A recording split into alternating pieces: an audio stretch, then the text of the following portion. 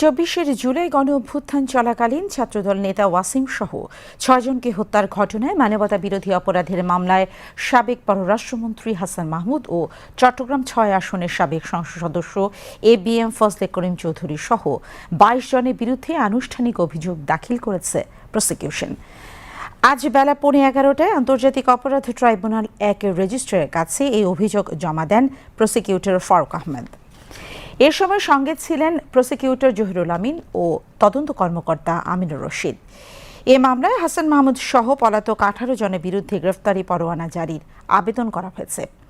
এদিকে জুলাই গণ অভ্যুত্থান চলাকালে কারফিউ জারি করে গণহত্যায় উস্কানি ও মানবতা বিরোধী অপরাধের মামলায় সাবেক প্রধানমন্ত্রী শেখ হাসিনার উপদেষ্টা সালমান এফ রহমান এবং সাবেক আইনমন্ত্রী আনিসুল হকের বিরুদ্ধে আন্তর্জাতিক অপরাধ ট্রাইব্যুনালে আজ চতুর্থ দিনের সাক্ষ্য গ্রহণ অনুষ্ঠিত হয়েছে। সকালে ট্রাইব্যুনাল ১-এর চেয়ারম্যান বিচারপতি মোহাম্মদ গোলাম মর্তুজা মজুমদারের নেতৃত্বাধীন বিচারিক প্যানেলে এই সাক্ষ্য গ্রহণ শুরু হয়।